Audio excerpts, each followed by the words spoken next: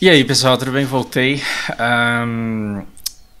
Eu voltei com tanto assunto e com uma pauta tão longa e tão complexa que eu tô morrendo de medo, não sei nem por onde eu começo. E eu acho que esse vídeo aqui, se você é novo no assunto, talvez você tenha que assistir esse vídeo várias vezes para entender aquilo que eu quero passar. E eu não estou te chamando de burro, não estou te chamando de burro. Se você for novo, somente se você for novo nesse tipo de reflexão, talvez você tenha que assistir várias vezes.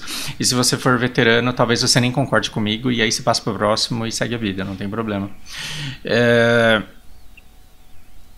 Eu tenho. Esse vídeo me dá medo porque, assim, embora tudo que eu vou falar aqui seja calcado em muita leitura, em uma pesquisa semi-aprofundada e seja resultado de muita reflexão, eu não tenho como provar nada disso e eu não posso nem citar autores porque pode ter leitor desses autores que podem discordar da minha perspectiva e questionar a minha interpretação e daí tentar invalidar todo o meu argumento. E eu não quero isso, eu não quero ficar, né, debatendo quão bem eu interpreto determinado autor ou não. Eu quero falar sobre isso aqui, sobre esses pontos que são vitais, eles são de extrema importância, eles são o que... isso aqui é o que separa a gente do Japão, por exemplo. Eu converso com um monte de gente, as pessoas sempre acham que elas jamais viverão num país como o Japão porque brasileiro não presta, porque é corrupto, porque é vagabundo, porque a gente nunca vai para frente, e não é nada disso. Até essa inferiorização nossa não é complexo de vira-lata porque brasileiro é burro, é porque tudo isso é muito condicionado. Tudo isso é muito condicionado, e se a gente passasse por esse condicionamento e ultrapassasse isso, a gente seria muito foda no mundo todo, porque a gente é muito produtivo, a gente é muito esforçado, a gente é muito batalhador. Eu daria a minha vida se eu pudesse permear as pessoas do nosso país com essa visão de mundo, não que eu acho que ela é certa, mas assim, que faria as pessoas pararem de se bater, pararem de brigar e lutarem juntas por um bem comum. De verdade, eu daria a minha vida, eu sacrificaria a minha vida se eu pudesse unir as pessoas com esse pensamento e fazer com que elas chegassem mais longe, fazerem alguma coisa que propiciasse uma mudança na vida delas. Infelizmente eu não conseguirei.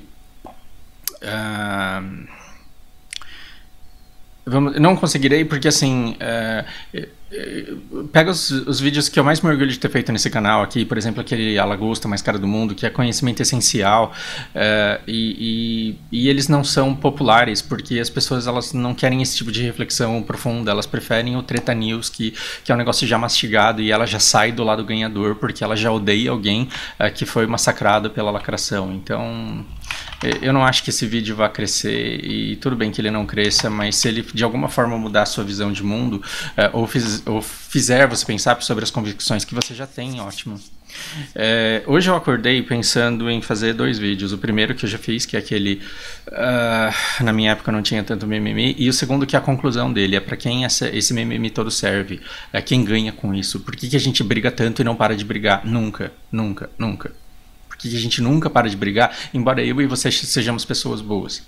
Se eu te conheço porque você de alguma forma interagiu aqui no canal, a gente conversou e a gente se achou gente boa. E assim, nós temos um monte de amigos e a gente é gente boa, mas a gente entra nas redes sociais e a gente tenta analisar a sociedade de um ângulo mais distante e a gente vê que só eu e você prestamos, o resto é tudo fé da puta, é tudo brasileiro. E isso é até um vídeo que eu já deveria ter feito, que o brasileiro que você odeia não existe.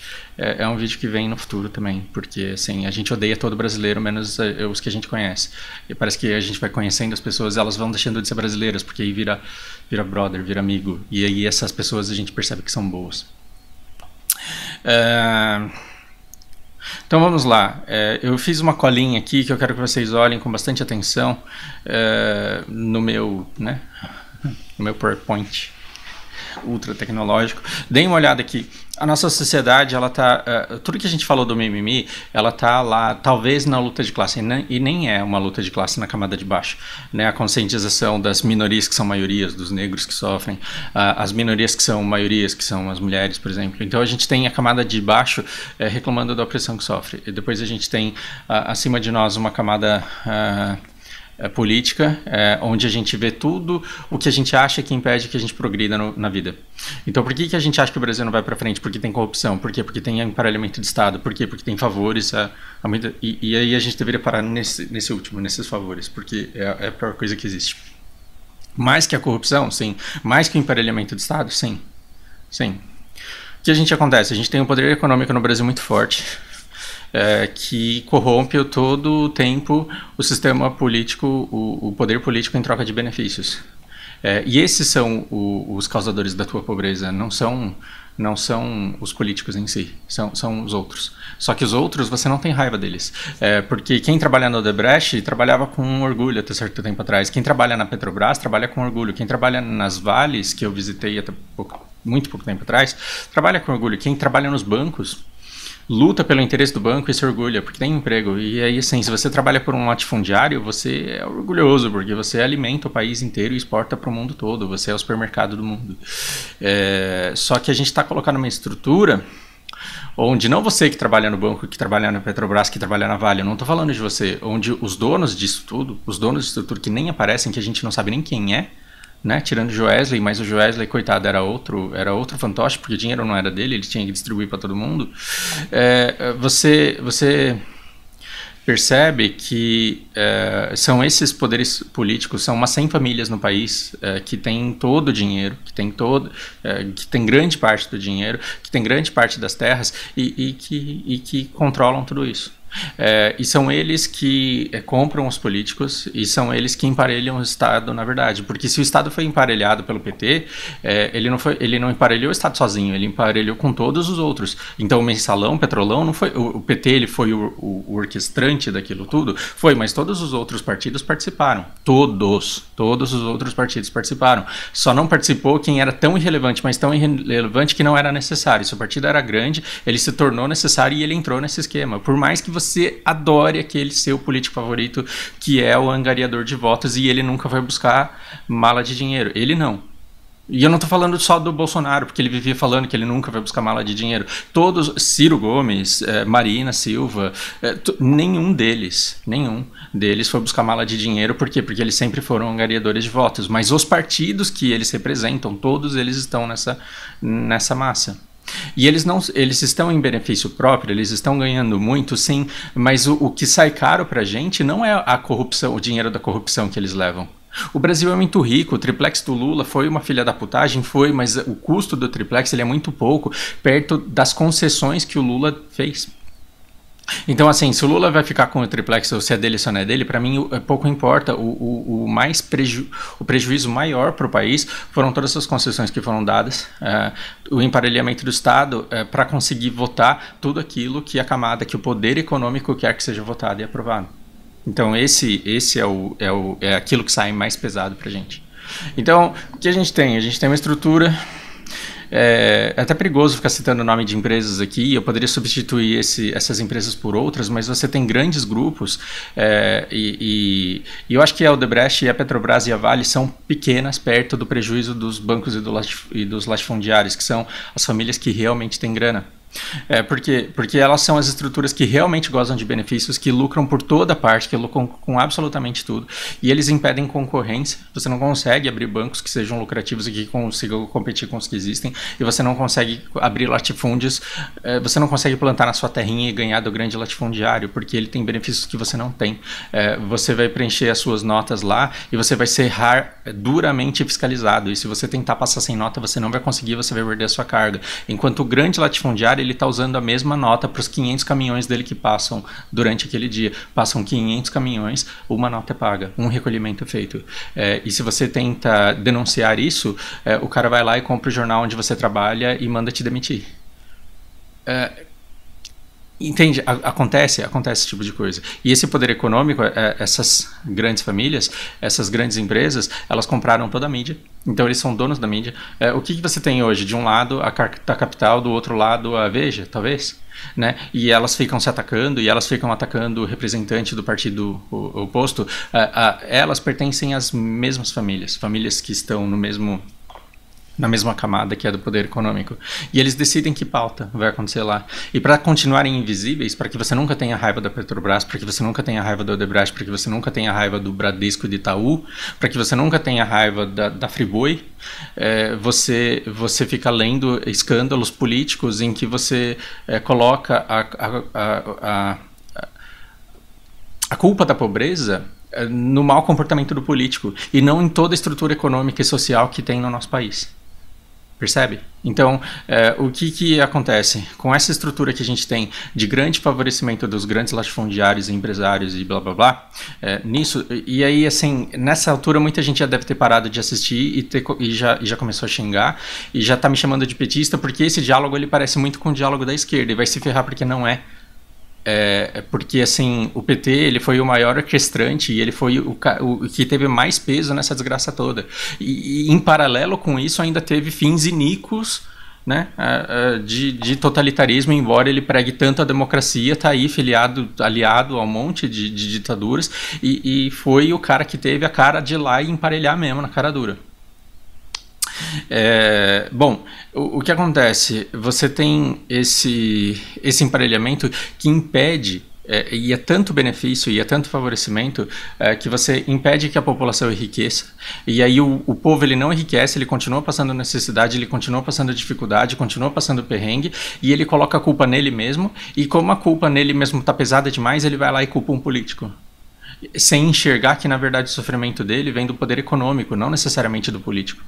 Percebe? Então, ao invés do ódio ser direcionado aos grandes empresários e capitalistas, não no sentido de capitalismo em antagonia ao socialismo que deveria existir, não é isso, pelo amor de Deus. Quando eu falo capitalistas, eu estou falando de donos de dinheiro. O ódio que deveria ser direcionado ao comportamento daqueles que têm muito dinheiro no país, ele é desviado e ataca somente os lacaios, somente os funcionários dessas pessoas que são os políticos, divididos em diferentes partidos. Então aquela mídia que foi comprada, o que ela fica fazendo? Ela fica propiciando ódio a determinados políticos e culpabilizando esses políticos e o próprio povo pela situação do país, quando na verdade a pobreza ela é estrutural e é impossível enriquecer de forma lícita no país se você não fizer parte de uma cúpula que está sendo beneficiada com a compra da mídia e com a compra do poder político no país. Percebe a situação em que a gente vive? Por isso que, assim, em todos os vídeos que eu fiz de política, no final, sempre para mim tanto fazia. Porque eu não acho... Tudo bem, eu acho que o Haddad seria bem ruim, bem ruim. Meu Deus, seria péssimo. Mas, no fim das contas... a gente tem uma série de pessoas que estão sendo colocadas lá na Câmara, no Senado, defendendo interesses que são maiores do que do povo. E é muita grana envolvida. E mesmo que você entre lá e tente não dançar conforme a música, é um negócio muito difícil. Nesse cenário aqui, o que aconteceu? O nosso vídeo anterior, ele tá aqui, né? Tá nas camadas de baixo. Que estão fazendo uma luta, para quê? Para parar de apanhar na rua porque é gay, para parar de ser rejeitado em entrevista porque é negro. A gente está falando sobre coisas aqui, só que a gente tem duas mídias que se utilizam de tanta coisa para atacarem uma outra num contexto de polarização, que a gente conseguiu colocar essas lutas de classe em determinados pacotes e eles são pacotes indissociáveis, né? Então, parece que assim, você tem uma luta de classe que associa a defesa da corrupção. Você tem aqui um grupo que tem lutas por direitos e por reconhecimento e que luta contra a injustiça, e ela foi enraigada, ela foi colocada num pacote como se todo mundo que luta por qualquer coisa ligada a isso, ela fosse necessariamente defensora da corrupção e fosse fã do almoço grátis, e ela só quer um monte de benefício, e ela só quer um monte de bolsa tudo, e na verdade é graças a essa pessoa que o país está na merda que está. E essa visão, ela é errada, porque não é porque o Red é negro e ele luta pela diminuição da injustiça que os negros sofrem, que ele é responsável por todas as desgraças que o PT fez, aliado a todos os outros partidos, em benefício dessas grandes empresas e a prejuízo do povo. Percebe? Só que aí a gente tem um ódio à corrupção, esse ódio essa coisa toda que está aí, essa raiva que a gente tem do emparelhamento do Estado que aconteceu, ela foi, e ela é totalmente legítima, aí ela foi enraizada, amarrada, foi dado um nó e colado com um super bonder com ódio às minorias. Então quando você escuta uma pessoa falando que tem que acabar com a corrupção, tem que acabar com esse emparelhamento de Estado, obrigatoriamente vai vir alguém dizendo você é um filho da puta, porque o que você quer é o extermínio dos negros, o que você quer é o abuso da mulher, o que você quer é um fascismo, e cara, não tem nada a ver. E hoje, quem é o brasileiro? O brasileiro é um cara que, independente de que lado ele esteja, ele se sente odiado por estar lutando por uma causa que é válida e que é justa. Quem é que orquestra tudo isso? Não é o cara do outro partido, é o poder econômico que comprou a mídia e que polariza todo esse cenário. Então o que você tem? Ai, Jesus, eu já me perdi na colinha que eu fiz. A gente tem muito ódio hoje em dia. A gente tem muito ódio hoje em dia na sociedade. E esse ódio parece que é o brasileiro que não presta. Parece que são as pessoas que estão alienadas. Parece que são as pessoas que são imbecis. Parece que são as pessoas que não sabem conversar. Mas o que você tem é um ódio que não é inerente ao brasileiro. Ele é causado. Ele é causado. Então você tem uma crise econômica intencional. Por exemplo, o país no primeiro mandato da Dilma, ele estava seguindo normas que estavam levando a gente para um lugar muito bom. Estava tudo indo muito bem. Todas as medidas econômicas que vinham, que tiveram um preço enorme, mas que pro bem que estava fazendo bem danado do país, a gente estava com superávit, a gente estava acumulando riqueza e o social ele estava melhorando. As pessoas elas estavam saindo da pobreza. E aí o que vem? Vem um sabotamento que não pode não ter sido intencional. O segundo mandato da Dilma, ele é repleto de medidas econômicas que foram tomadas que são muito maiores do que ela, do que PT e do que qualquer outra pessoa. Nenhum político em sã consciência tomaria as medidas ou permitiria que a Dilma tomasse as medidas que ela tomou. E se essas medidas passaram, se tudo aquilo que aconteceu no segundo mandato da Dilma aconteceu, foi porque ele era de extremo interesse desses grupos aqui. Por contas que não cabe nesse vídeo aqui explicar o porquê. E você pode nem acreditar quando eu digo que essa crise econômica ela foi intencional, só que já é a terceira vez que isso acontece. E se você quiser aí dar uma olhada na história, que você vai ver. Engraçado, eu trabalhava lá na hamburgueria e uma vez eu escutei o Francisco falando assim, pô, o Brasil é engraçado, cara. E o comércio, assim, ele parece que funciona em fases. E aí, de repente, começa a melhorar. E quando a gente acha que vai, dá alguma merda que cai o negócio. E aí, sim, 3 vezes nos últimos... Bom, a gente pode colocar aí ciclo de 12 ou 16 anos.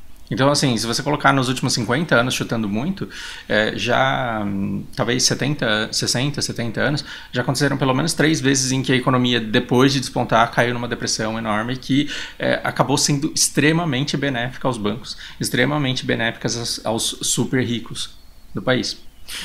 E o que acontece durante uma crise internacional? Acontece um perrengue, como nós passamos em 2015, até 2014, até 2013, estava tudo bem. Né? Tava tudo bem. Tinha uma madame reclamando que tinha empregada pegando avião aqui, tinha um choro ali, mas assim, até 2013 o negócio tava ok ainda. Né? É a crise econômica, é a perda de renda, é a perda de poder de compra que faz com que você passe por um perrengue e esse perrengue ele permite uma polarização. E aí, por quê? Porque essa indignação ela pode ser manipulada. Então você vem por fora Dilma, por fora Temer, por intervenções intervenção militar você passa por uma polarização em que tá todo mundo tão puto, que tá perdendo dinheiro, que tá à beira da pobreza, que quer encontrar um culpado rápido, e quando alguém te mostra um culpado, você quer mais debater nele mesmo e você quer acabar com ele. Só que esse culpado, ele nunca tá lá nas classes altas, ele nunca é da Odebrecht, ele nunca é da Petrobras, ele nunca é de algum banco, ele nunca é de um grande fazendeiro, porque afinal de contas, esses caras me dão emprego, são eles que garantem o meu sustento, mas o político ele é tão filho da puta que eu tô quase perdendo meu emprego, então eu odeio. Então eu odeio a Dilma e eu odeio o Bolsonaro e eu odeio e todo protesto que tiver eu vou porque eu tô puto, porque eu tô quase pobre ou eu já tô muito pobre e eu tô muito fodido. Então a gente luta contra o poder político em defesa do poder econômico, a gente luta em defesa de um poder econômico que manipula um poder político que nos estupra. Aliás, se tirar o poder político, o poder econômico ele nos estupra. Né? E aí a gente chega num ponto em que a polarização não faz com que a gente lute com as camadas de cima, porque a gente está aqui embaixo, seja você classe média ou classe baixa, nós está tudo pobre. Desculpa, se você é classe média e se acha alguma coisa porque você ganha aí 12 mil reais, você é pobre. A gente está aqui brigando não com quem está aqui ou aqui, a gente está brigando com quem está do nosso lado. Por quê? Por efeito da polarização. Então a gente acha que para a gente melhorar o país, a gente tem que ficar brigando no Facebook com o cara que votou no outro candidato. Quando, na verdade, o candidato que está lá, ele é o que menos importa, porque, na verdade, é toda uma estrutura econômica que nos impede de enriquecer. Percebe? Então, por que essa crise é boa? Porque se a crise está tão foda do jeito que tá, a gente tem que combater. E como que a gente combate a dívida? A gente corta custo, corta saúde, corta educação, corta transporte, corta todo tipo de investimento, corta investimento em ciência. Para quê? Para pagar dívida. Para pagar dívida do Estado.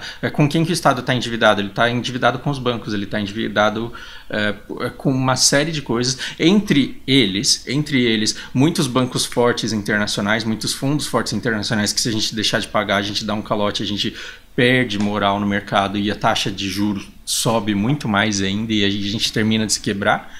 Então esses não dá para deixar de pagar, mas a gente deve muita coisa para muita gente que a gente não sabe exatamente quanto é. Então por que não sobra dinheiro para a Previdência? Porque tem que pagar dívida pública. Por que a gente deve tanto? Então, é uma auditoria que a gente não consegue fazer com que role. É uma auditoria que a gente não consegue fazer com que aconteça. Mas aí tem muito banco privado, tem muito oligárquico aí, que é credor do Estado, e o Estado se vê endividado com os bancos e descapitalizado pelos benefícios que ele dá ao Odebrecht. Sim, porque se você através de BNDES dá um monte de benefício para um monte de empresário ir lá e fazer friboi, você está deixando de arrecadar imposto. Se você não arrecada impostos, porque o cara lá ele está passando 800 caminhões e pagando nota de 1 num dia, de onde é que você vai tirar dinheiro para pagar tanta saúde, tanta educação e tanta segurança? Então, nesse ponto aqui, num cenário desse aqui, o que está acontecendo? O negro ele está sendo desprezado numa entrevista, porque são poucos empregos já, e ele está dizendo, olha, eu estou sendo... eu não estou sendo nem convidado pela entrevista porque no LinkedIn tem a minha foto lá e o cara vê que eu sou negro. E aí ele fala da dor dele, do sofrimento dele, e o cara que é branco, que está se fudendo de trabalhar numa estrutura em que ele é impossibilitado de enriquecer graças aos benefícios dados pelo poder político ao poder econômico que o compra e que o manipula, né?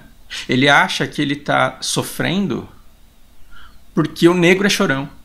E aí a gente fica numa luta horizontal. Por quê? Porque a mídia ela está comprada, dizendo que a culpa do Brasil é o petista, que a culpa do Brasil é o bolsonarista, que a culpa do Brasil é e é o povo. E é o povo que é imbecil e que impede o país de ir para frente. Então lembre daquele Hunger Games lá, quando a menina está perdida no campo de batalha e o cara olha nos olhos dela e fala, know who your enemy is. Saiba quem o seu inimigo é. E agora eu não sei se era R ou is, ou foda-se também. O Hunter ele falou assim, a impressão que eu tenho para o futuro é que assim, a luta pelo nosso contra o preconceito está gerando mais preconceito. Sim, porque a nossa mídia ela não aponta o progresso, ela só aponta o fracasso. Por quê? Porque essa luta de classes ela é necessária e ela precisa se perpetuar. Então, quanto mais nós desenvolvemos consciência, mais a mídia vai pegar um caso de intolerância e um caso de absurdo e falar assim, o Brasil é isso aqui. E aí nós, leitores, vamos olhar para isso que está sendo alardeado e vamos acreditar. Então, até quando você vai acreditar que o seu vizinho é filho da puta porque ele votou no PT ou que o outro ele é filho da puta porque ele votou no Bolsonaro? E é ele que impede que o Brasil vá para frente porque ele é burro. Porque, na verdade...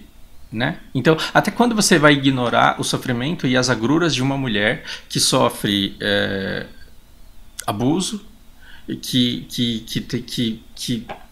perde muito de sua liberdade em relação graças a opressões que ela sofre no seu dia a dia, que é limitada numa série de coisas, e aí quando ela se vê desesperada, tentando se sentir representada por um movimento feminista que explique para as pessoas o que é que ela passa todos os dias, Ela não pode se afirmar como feminista, por quê? Porque o movimento feminista ele foi associado a um lado da luta, e aí ele tá num pacote indissociável, porque se ela é feminista, ela é a favor da corrupção, ela quer bolsa, ela é a favor do almoço grátis, e ela foi a filha da puta que deixou o país do jeito que tá agora. Olha como a gente é tonto de cair nessa história. E até quando que a gente vai continuar caindo?